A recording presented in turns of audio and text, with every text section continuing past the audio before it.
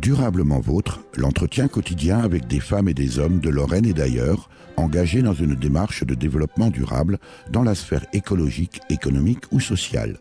Lorsque parfois leur action se situe à l'intersection des trois sphères, elle ou il nous ouvre alors la voie d'un autre monde possible, vivant, viable et vivable.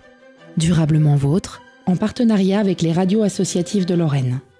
Aujourd'hui, nous évoquerons le loup, Canis lupus pour les savants, de retour en Lorraine depuis quelques années à la grande satisfaction des uns et l'exaspération maximale des autres. Nous verrons que les contes et légendes ont la dent dure et font aujourd'hui encore obstacle à une approche sereine de la biologie de cet animal. Une chose est certaine, le loup fait partie intégrante de notre écosystème. Avec nous, le responsable du groupe Loup, au groupe d'études des mammifères de Lorraine, le GEML. Daniel Speg, bonjour. Bonjour. Merci de me recevoir au siège du groupe d'études des mammifères de Lorraine à Nancy. En quoi consiste votre fonction de responsable du groupe Loup, Daniel Speg ? Alors le responsable du groupe Loup, en fait, il est plutôt un animateur du groupe Loup. Il fédère un petit peu les bonnes volontés qui veulent faire quelque chose pour le loup et donc on fait des actions avec les personnes qui ont à la fois du temps libre pour pouvoir faire ces actions et puis la volonté de les faire également. Parce que toutes ces actions, Daniel Speg, sont bénévoles. Voilà, donc on est complètement bénévole. L'ensemble des adhérents. Le GML a quand même une personne à temps plein en permanent, voilà, mais tout le reste, ce sont des bénévoles. On l'ignore parfois, mais les loups sont présents partout sur la planète.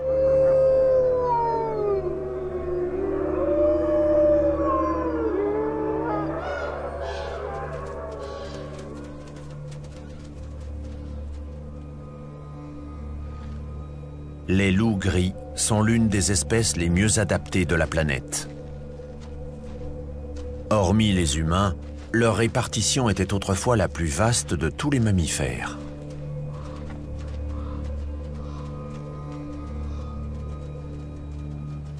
Ils vivent et chassent en meute, comptant jusqu'à 15 membres, et peuvent parcourir 20 km par jour en quête de nourriture.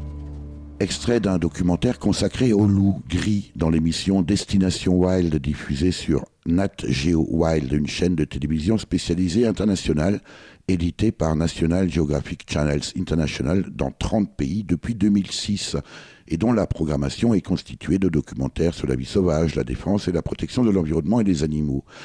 Est-ce que parce que le loup lui apparaît comme un concurrent, comme on vient de l'entendre dans cet extrait, que l'homme lui fait la peau, Daniel Speg ? Alors l'homme lui fait la peau, depuis de très nombreuses années, malheureusement pour notre ami le loup, à la fois parce qu'il y a effectivement une sorte de concurrence, à la fois sur les proies sauvages pendant un certain temps, c'est ce qui a en partie conduit à sa perte, mais également sur l'élevage.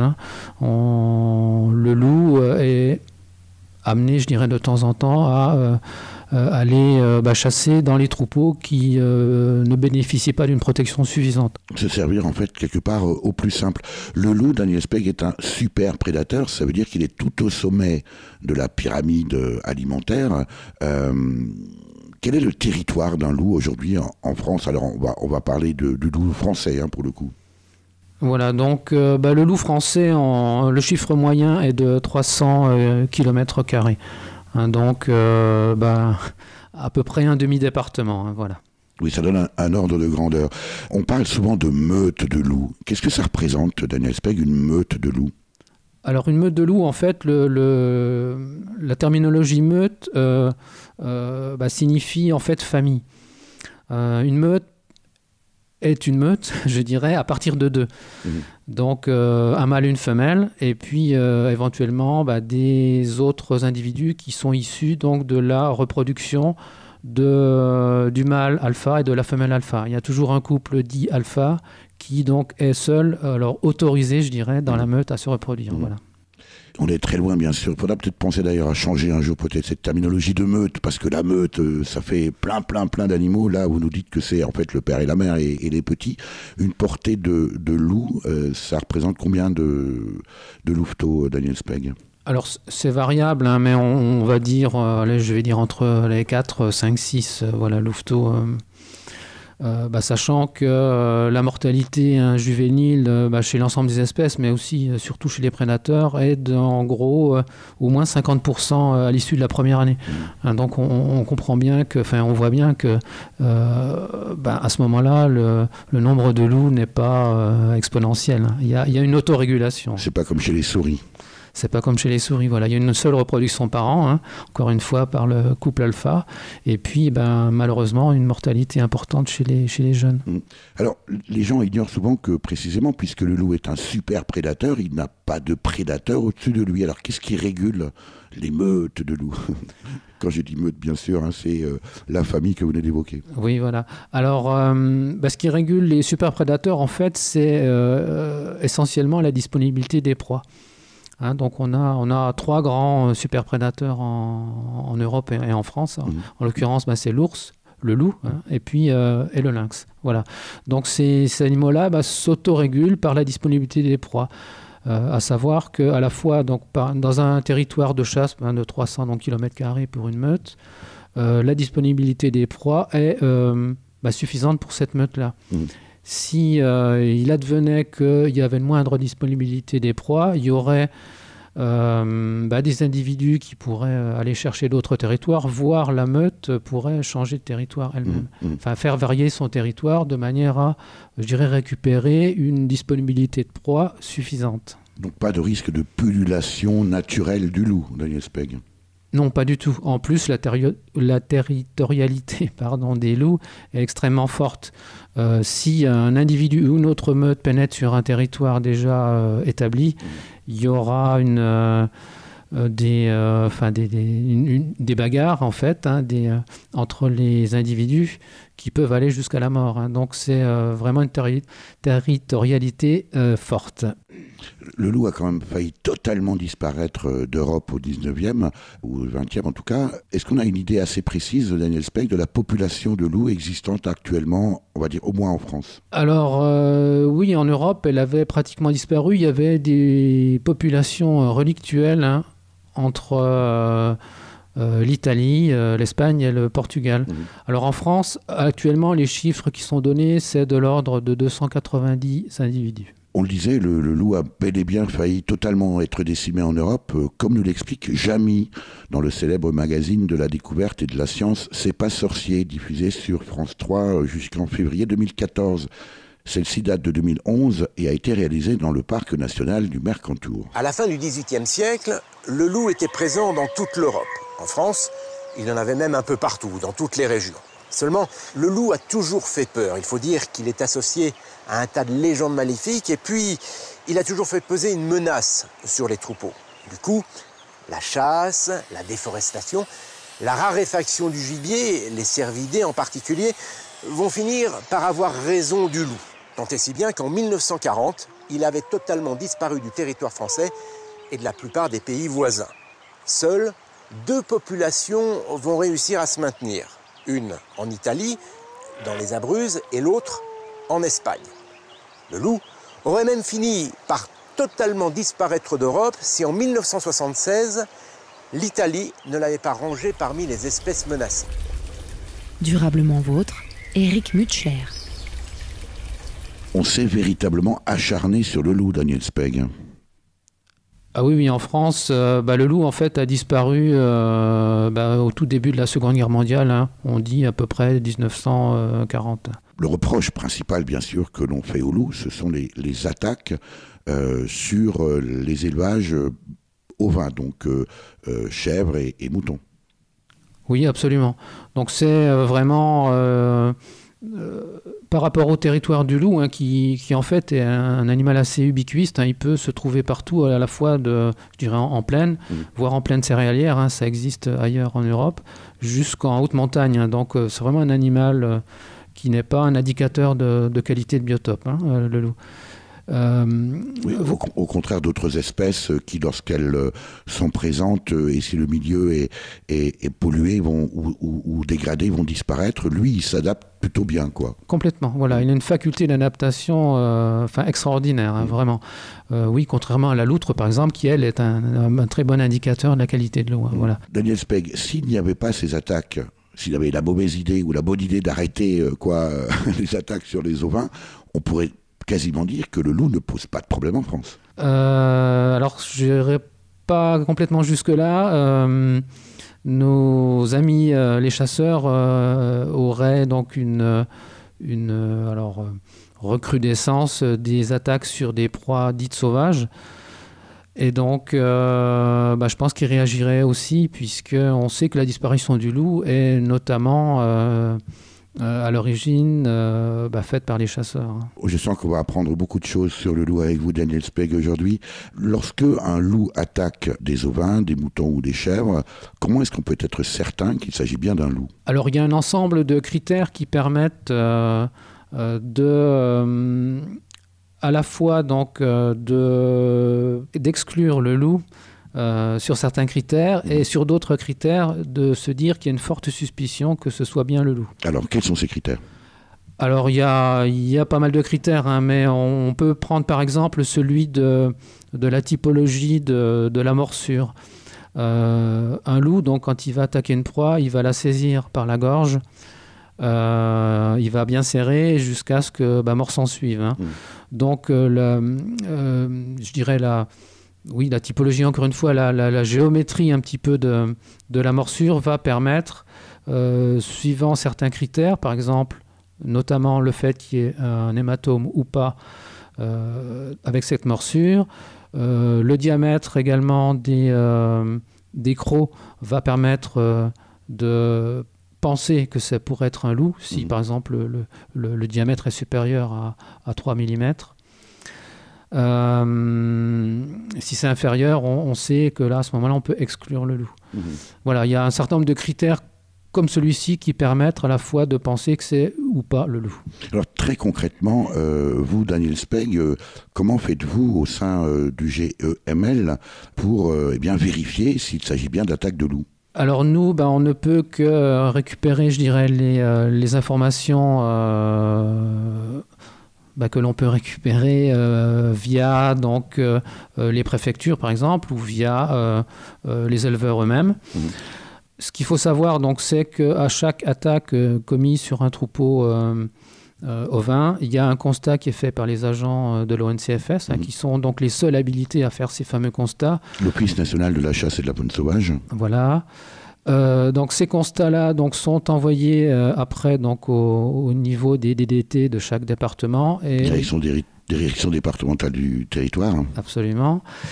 Et donc la DDT a un service spécialisé qui va à ce moment-là conclure à loup exclu si les critères permettent justement d'exclure une attaque de loup, ou loup non exclu, parce que alors ça c'est la terminologie officielle employée par les DDT, si c'est une attaque de loup. Donc ça veut dire, Daniel Spegg, qu'on ne sait pas souvent et toujours avec certitude qu'il s'agit du loup. Quelquefois oui, mais quelquefois non. Alors il y a effectivement un certain nombre d'attaques qu'on va dire typées loup, donc dans ce cas-là, elle sera qualifiée de loup non exclu par la DDT.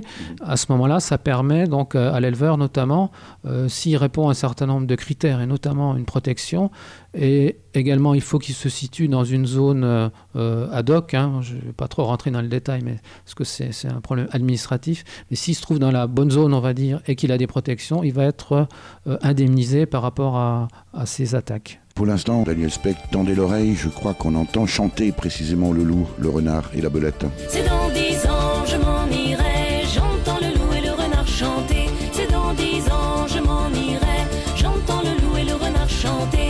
J'entends le loup, le renard et la belette, j'entends le loup et le renard chanter.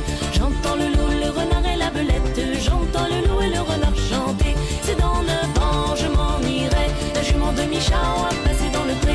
La jument de Michao et son petit poulain a passé dans le pré et mangé tout le foin. La jument de Michao et son petit poulain a passé dans le pré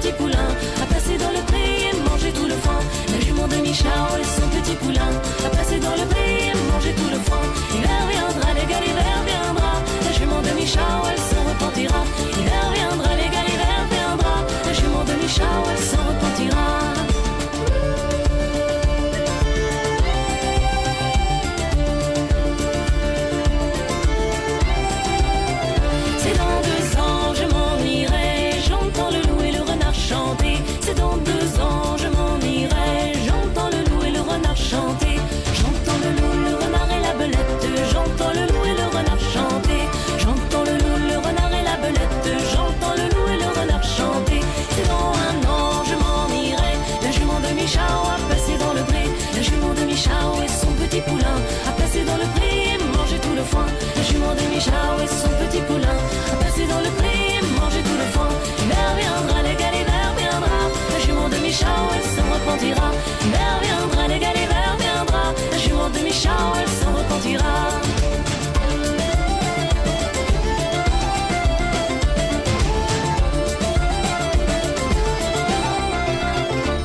Durablement vôtre, Éric Mutschler. La jument de Michao, bien sûr, ici dans la version de Nolwenn Leroy, extrait de Bretonne, son 4e album sorti en 2010. Revenons avec vous dans le Grand Est, Daniel Speg.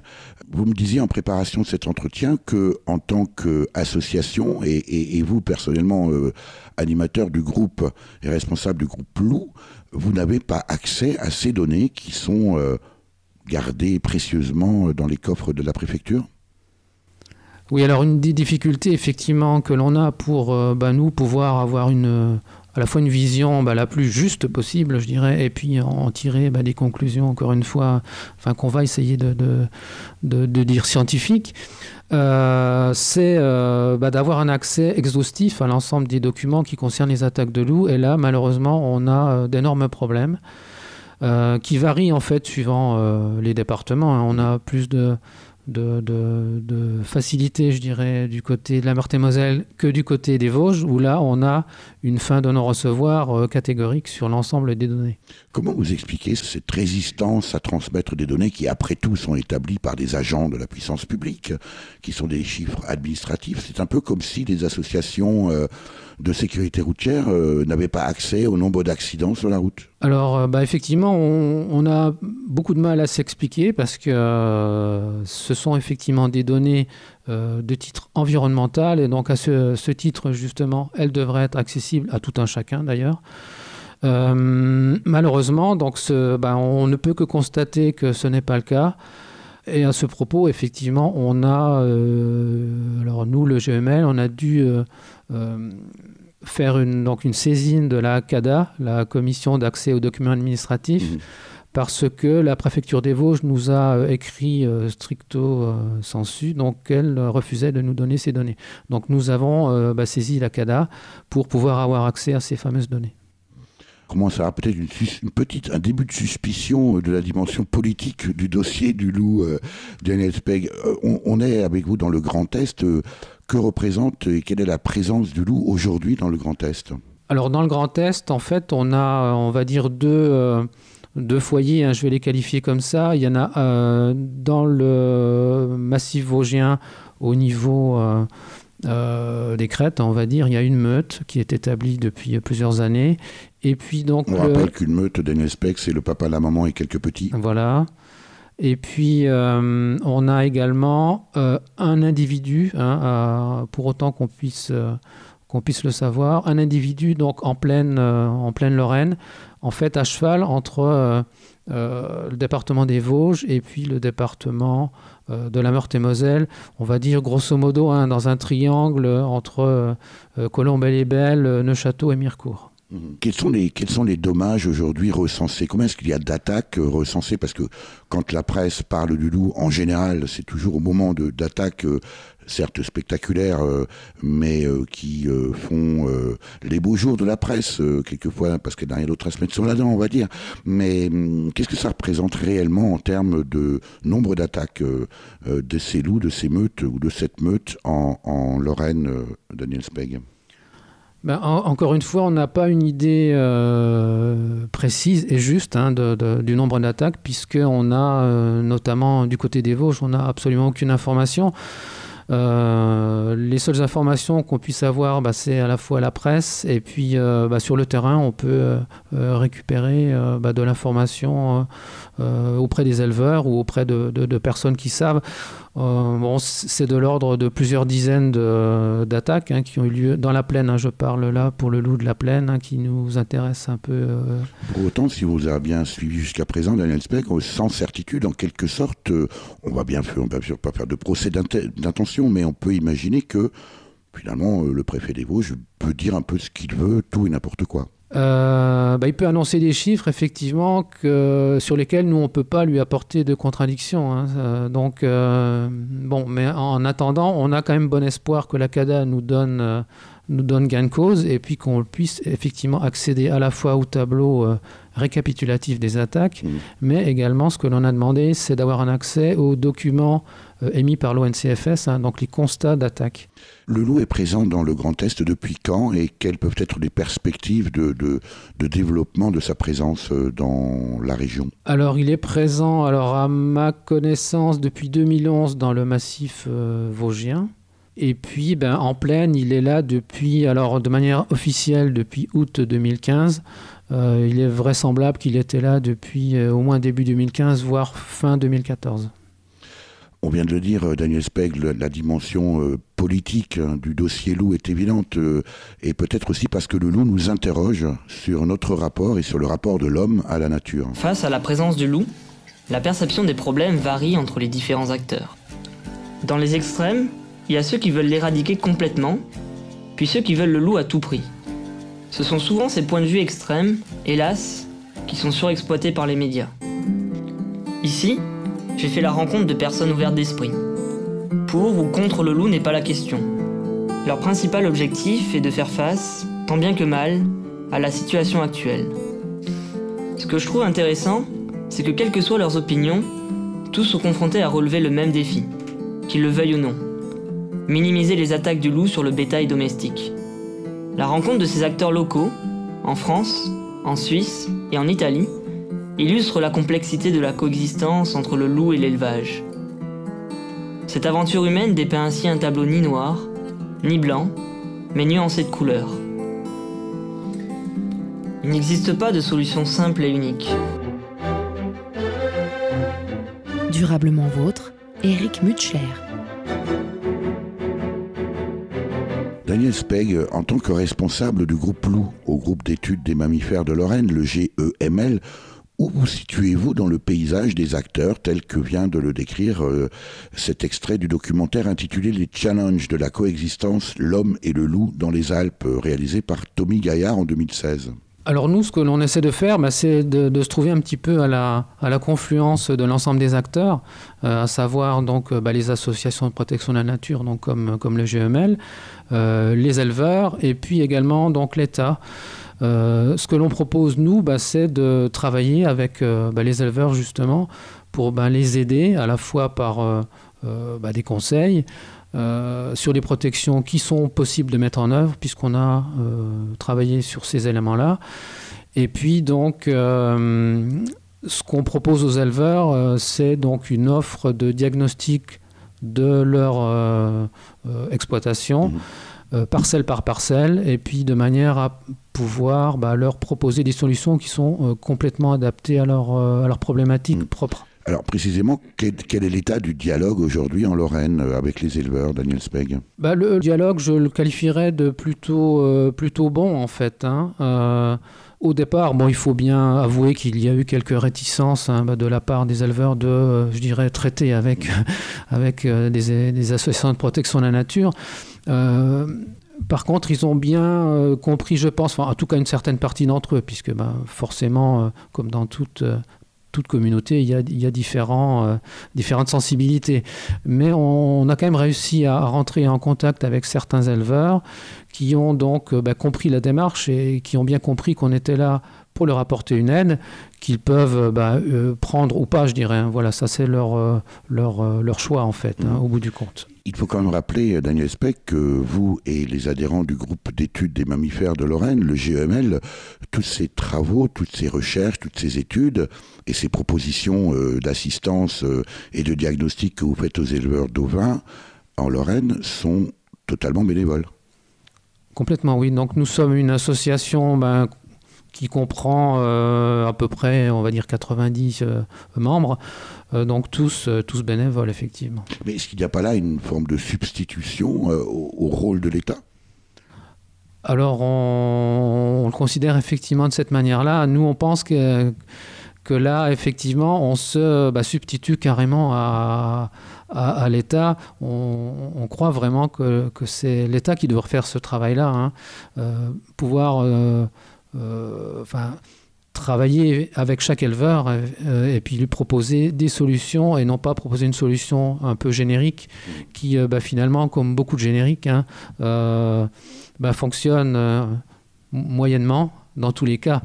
Mais pour le loup, compte tenu de sa capacité à apprendre les choses rapidement, il faut effectivement regarder parcelle par parcelle, éleveur par éleveur.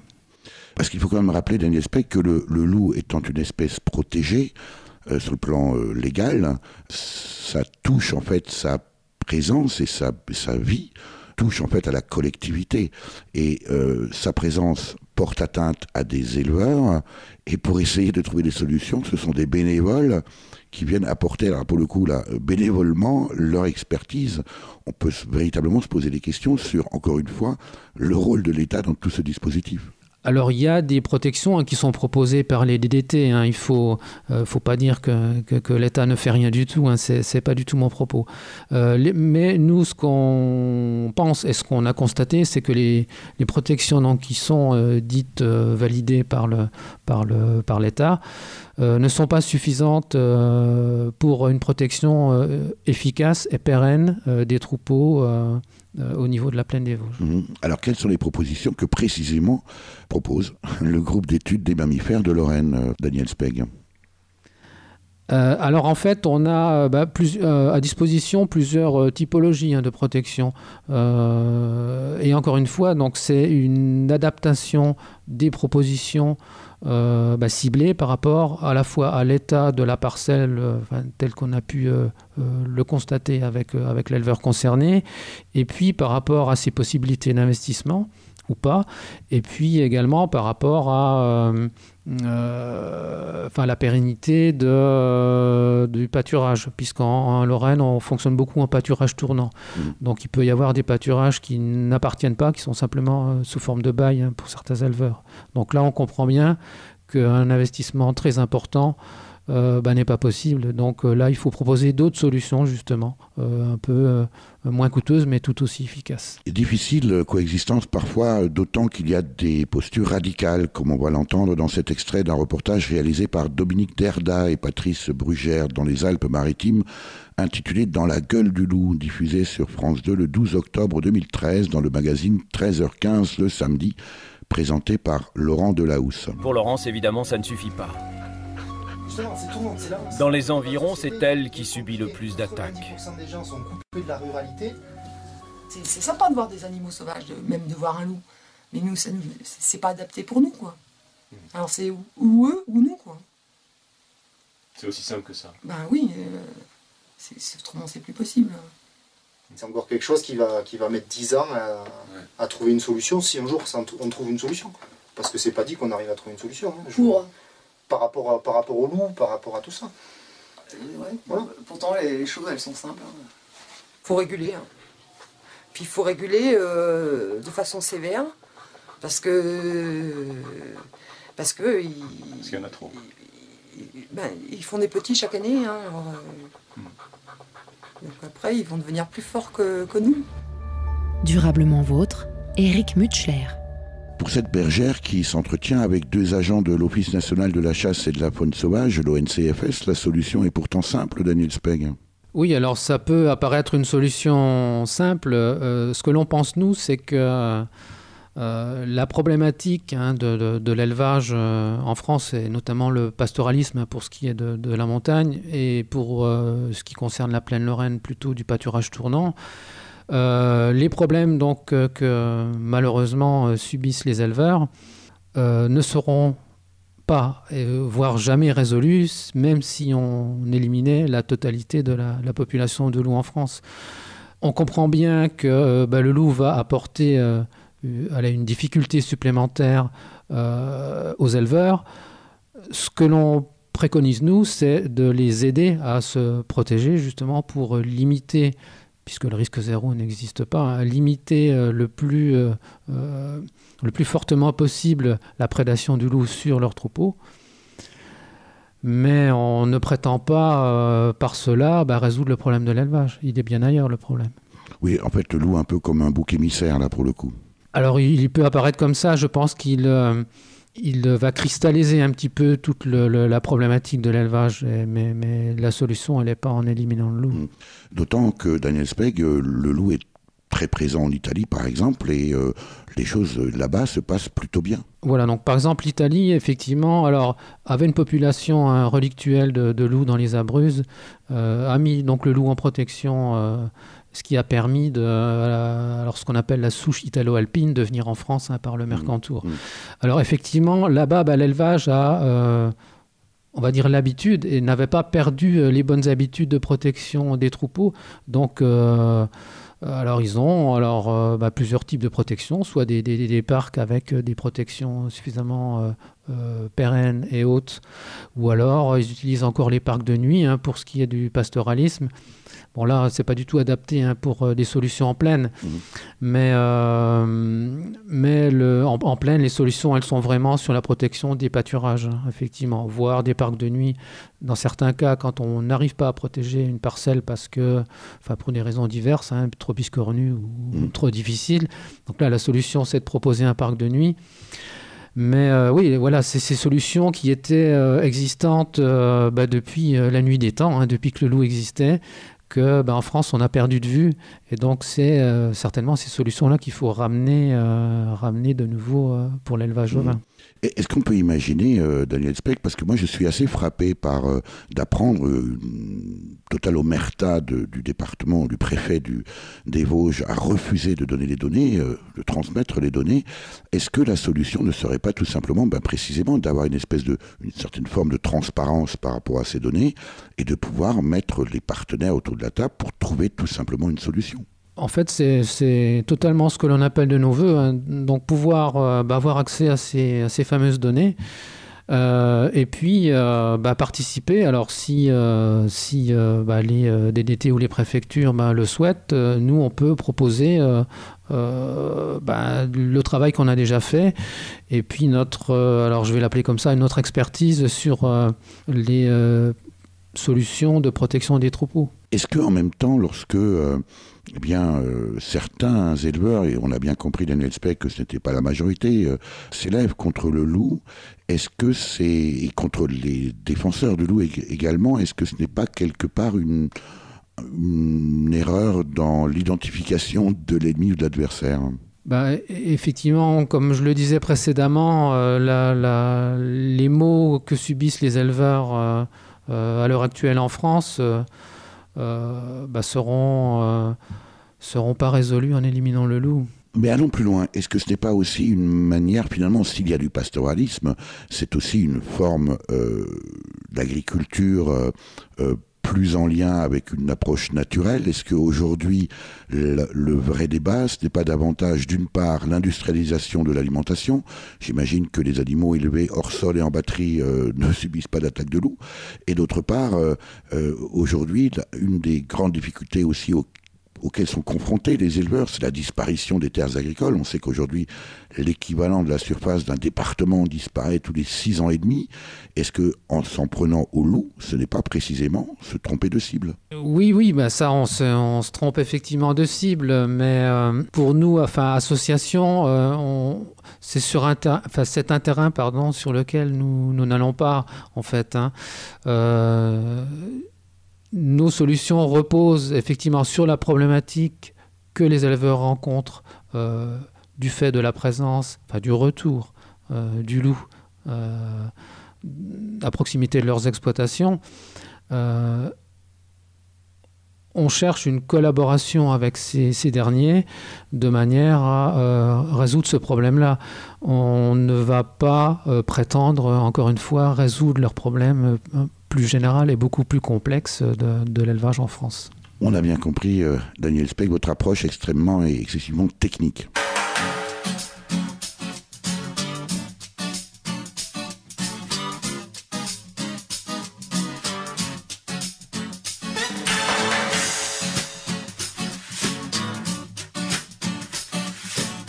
Cœur de loup, pas le temps de tout lui dire, pas le temps de tout lui dire, juste assez pour tenter la satire qu'elle sent que je veux lui plaire.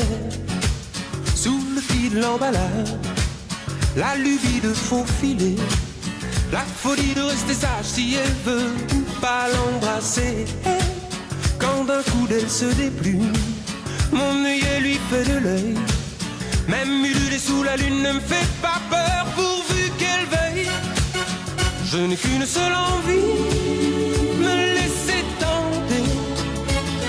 La victime est si belle et le crime est si gai. Pas besoin de beaucoup, mais pas de peu non plus. Par le biais d'un billet fou, lui faire savoir que je n'en peux plus. C'est le cas du kamikaze, c'est l'ABC du condamné, le légionnaire qui veut l'avantage des voyages sans s'engager. Les cifres et les signes sous mes bordées d'amour, je suppose qu'elle suppose que je l'aimerai toujours. Le doigt sur l'aventure, le pied dans l'inventaire. Même si l'affaire n'est pas sûre, ne pas s'enfuir, ne pas s'en faire. Je n'ai qu'une seule envie, me laisser tenter. La victime est si belle et le crime est si gai.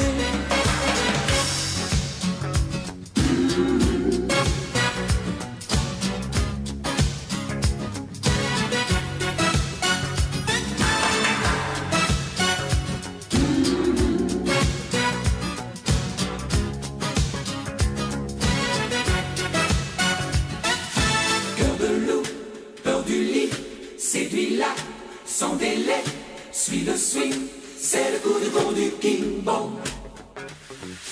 Cœur de loup, m'as-tu lu, l'appel au Guédéli, sort du ring, c'est le coup de bon du King Bong. Pas le temps de mentir, ni de quitter la scène. Yep, elle aura beau rougir, de toute façon, il faut qu'elle m'aime. Je n'ai qu'une seule envie, me laisser tenter. La victime est si belle et le crime est si gai. Pas le temps de tout lui dire, ni de quitter la scène. Yep, elle aura beau rougir, de toute façon, il faut qu'elle m'aime. Pas le temps de tout lui dire, ni de quitter la scène. Yep, elle aura beau rougir, de toute façon, il faut qu'elle m'aime. Pas le temps de tout lui dire, ni de quitter la scène. Elle aura beau rougir, de toute façon, il faut qu'elle m'aime. Pas le temps de tout lui dire, ni de quitter la scène.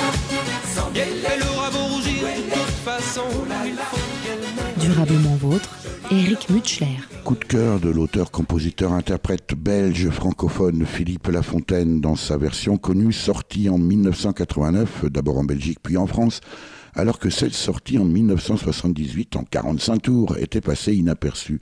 Vous, Daniel Speg, ce serait plutôt un coup de cœur pour le loup. Voilà, alors un coup de cœur pour le loup. Bon, personnellement, mon historique et mes centres d'intérêt sont sur les mammifères au sens large, au sens général. Et ça date pas d'hier. Et ça date pas d'hier, effectivement. Je crois que je peux dire depuis tout petit, j'ai un intérêt pour les animaux sauvages notamment. Comment ça vous est venu? Comment c'est né? En fait, j'ai passé mon enfance dans les Vosges, en fait, et puis dans un village où, comme beaucoup de gamins, on avait comme terrain de jeu la forêt et les rivières. Donc, quand vous dites Daniel Speg, comme beaucoup de gamins, c'était les gamins de l'époque. Enfin, les gamins de l'époque et les gamins des villages, en plus. Effectivement. Voilà, donc notre terrain de jeu, il suffisait d'ouvrir un petit peu les yeux pour voir qu'il y avait à la fois des poissons dans la rivière, il y avait également des oiseaux à proximité de cette rivière, il y avait des animaux dans la forêt. Donc, je pense que pour beaucoup d'enfants, en tout cas pour moi, c'était un intérêt tout à fait particulier de pouvoir observer ces fameux animaux. Pour autant, ce n'est pas un métier chez vous. Alors, c'est pas un métier, effectivement. J'ai exercé un tout autre métier dans l'industrie de l'énergie. Par contre, cette passion-là pour l'observation des animaux m'a conduit à vouloir, à partir de l'observation, donc faire également de la protection. Donc, d'où ma présence dans les associations de protection de la nature. Et justement, vous n'avez jamais eu l'intention ou le souhait ou le désir d'en faire un métier précisément ? Alors, malheureusement, je dirais qu'à l'époque, puisque j'ai déjà quelques dizaines d'années passées derrière moi, à l'époque, il n'y avait pas vraiment de formation qui permettait de joindre sa passion de la nature et puis son métier. À l'heure actuelle, par contre, il y a beaucoup de formations qui le permettent. Alors ça, je trouve que c'est une très bonne chose pour les gens qui ont cette passion-là, effectivement. On reproche quelquefois aux naturalistes, aux écologues, je dis bien écologues, non pas écologistes, donc des gens qui ont une approche scientifique, d'être un peu coupés de la réalité. Alors précisément, puisqu'on parle du loup aujourd'hui, il y a bien sûr l'éleveur qui lui est dehors avec son troupeau, avec ses chiens, qui connaît lui la nature, et puis on reproche quelquefois aux gens de la ville de se mêler de choses qu'ils ne connaissent pas. Qu'est-ce que vous pouvez leur répondre, Daniel Speg ? Alors, ce qu'on peut leur répondre, et c'est ce qu'on essaye de faire avec eux, c'est de leur expliquer notre démarche, justement. Donc, notre démarche, elle est basée sur la connaissance de l'animal et sur la connaissance des problématiques de protection des troupeaux. Alors, cette connaissance-là, on l'a acquise sur une base bibliographique, effectivement. Ce que l'on a souhaité faire avec les éleveurs, c'est quelque part tester et valider des solutions qui sont déjà validées par ailleurs. Des solutions que nous, on considère adaptables au niveau de la plaine Lorraine, mises en place donc par certains éleveurs volontaires, et à ce moment-là, nous, constater que les attaques de loups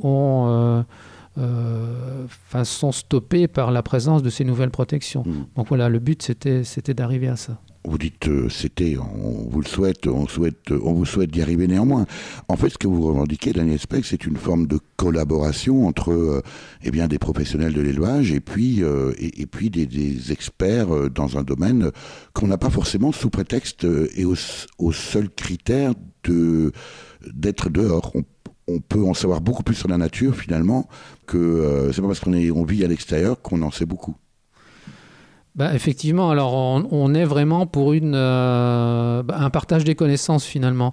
L'éleveur a indubitablement la connaissance du terrain, et ça c'est tout à fait en lien avec son métier. Nous, on a d'autres connaissances. L'idéal, c'est effectivement de se mettre assis à l'entour d'une table, d'en parler et de trouver les bonnes solutions. L'invité de Durablement Vôtre, coup de gueule ou coup de cœur ?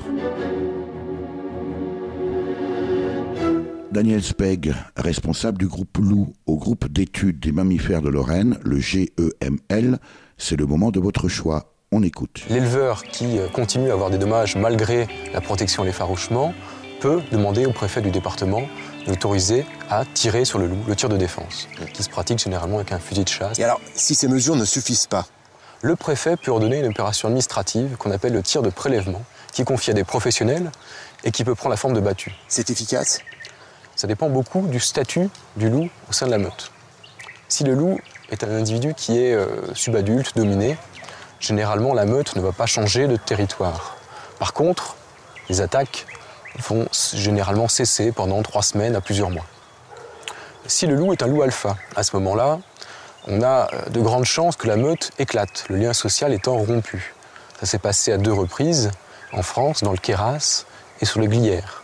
Dans le Queyras, les loups se sont répartis en plusieurs groupes qui, globalement, ont causé plus de dégâts que la meute réunie. C'était Laurent Charnet, alors directeur régional de l'environnement, de l'aménagement et du logement DREAL Rhône-Alpes, qui s'entretenait avec Jamy dans l'émission C'est pas sorcier, déjà cité, pour illustrer votre coup de gueule, Daniel Speg. Voilà, alors le coup de gueule, il est effectivement sur ce qu'on vient d'entendre, à savoir la France, comme la Norvège d'ailleurs, qui sont les 2 seuls pays en Europe à avoir pris cette orientation-là, c'est-à-dire une gestion du loup à travers des tirs létaux pour l'animal. Tirs létaux, ça veut dire que ça les tue, quoi. Ah oui, le but, c'est vraiment d'éliminer un certain nombre d'individus par an. Donc ça, c'est quelque chose qui est fait en France via des arrêtés ministériels qui sont pris chaque année, qui définissent un certain nombre de loups à, je mettrai entre guillemets, éliminer donc, sur le territoire français. Et ça, c'est quelque chose que l'on combat, vivement et de toutes nos forces. C'est quelque chose qui nous apparaît tellement, hallucinant, aberrant, voilà, effectivement. Aberrant, c'est un bon mot aussi. Notamment parce que le loup est une espèce protégée, une espèce protégée en Europe. Il a été, les Italiens ont démontré que une protection totale, très en amont, a permis donc à la fois une évolution favorable des populations de loups en Italie, est favorable à tel point que des loups ont pu venir en France, mais également de continuer à avoir un pastoralisme ovin toujours important dans les Abruzzes. Les deux sont compatibles. Donc voilà, il existe bien des expériences qui montrent que c'est possible. Alors pourquoi pas en France ? Ça, c'est l'éternelle question. Je crois que ça ne concerne pas que le loup, cette question-là, Daniel Speig. Et puis, un arrêté ministériel du 30 novembre, tout récent, qui vous agace particulièrement. Alors voilà, c'est un peu cerise sur le gâteau, je dirais. On vient d'apprendre qu'un nouvel arrêté ministériel avait été pris, donc par Ségolène Royal, ministre de l'Environnement, et Yann Le Foll, le ministre de l'Agriculture, qui vise à donner un statut d'exception donc au département des Vosges et au département de la Meurthe-et-Moselle, de manière à pouvoir tuer un loup supplémentaire par rapport au quota qui était alloué. Alors c'est un peu technique, on va reprendre le début, depuis ce premier arrêté ministériel qui définit un certain nombre de loups à abattre jusqu'à un certain point. Voilà, donc en fait, initialement, il y a tous les ans donc un arrêté ministériel, encore une fois, qui est pris et qui définit un nombre de loups maximum pouvant être tués. En l'occurrence, c'était de juillet 2016 à juin 2017. Ce nombre était de 36 loups. Dans l'arrêté ministériel, il est également défini un seuil, le seuil de 32 loups, à partir duquel il n'est plus possible de réaliser des tirs de prélèvement. Donc nous étions effectivement arrivés malheureusement à ce seuil de 32. Donc en suivant ce premier arrêté, on ne peut plus, c'est-à-dire les préfets ne peuvent plus donner d'arrêté permettant justement un tir de prélèvement pour pouvoir abattre des loups. Sauf dans les Vosges. Alors maintenant, sauf dans les Vosges et la Meurthe-et-Moselle, en vertu de ce fameux nouvel arrêté de novembre, du 30 novembre 2016, qui donne un statut d'exception ces deux départements pour pouvoir justement donner la possibilité à une des deux préfectures, ou aux deux d'ailleurs, de donner un tir de prélèvement de manière à abattre l'unique loup, notre unique loup de la plaine Lorraine. Mais j'imagine que les associations de protection de la nature vont réagir, Daniel Speig. Alors voilà, les associations donc réagissent. Donc le collectif associatif Cap-Loup a notamment réagi. GML fait partie donc de ce collectif associatif. L'ASPAS a également réagi directement après la sortie de l'arrêté du 30 novembre, en faisant donc une saisine donc du Conseil d'État pour un référé mettant en suspens le nouvel arrêté pris par Ségolène Royal et Yann Le Foll. Daniel Speig, en vous écoutant et depuis le début de l'émission, vous nous avez parlé d'une biologie bien particulière du loup, de sa territorialité. On peut imaginer que si l'on mettait tout le monde autour de la table, ce que vous revendiquez, eh bien on pourrait régler le problème. Les seuls peut-être qui trouveraient à redire sont finalement les chasseurs. Et je vais plus loin.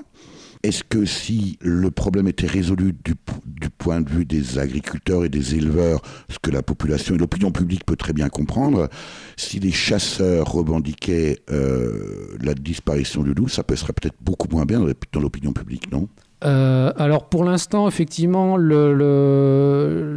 ceux qui demandent le plus fortement la disparition du loup, ce sont les éleveurs. On va pas se voiler la face. Les chasseurs le demandent également parce que le loup exerce aussi une prédation sur les animaux sauvages. Ça, c'est également indubitable. Ceci étant, ceux qui ont, je dirais, la présence dans la presse la plus importante, ce sont les éleveurs. Merci Daniel Speig pour cet entretien. Merci à vous.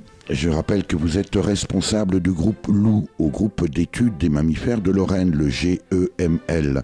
Pour en savoir plus concernant spécifiquement le loup, rendez-vous sur le site du collectif Cap Loup, www.cap-loup.fr, et plus généralement sur l'activité du groupe d'études des mammifères de Lorraine, rendez-vous sur www.geml.fr.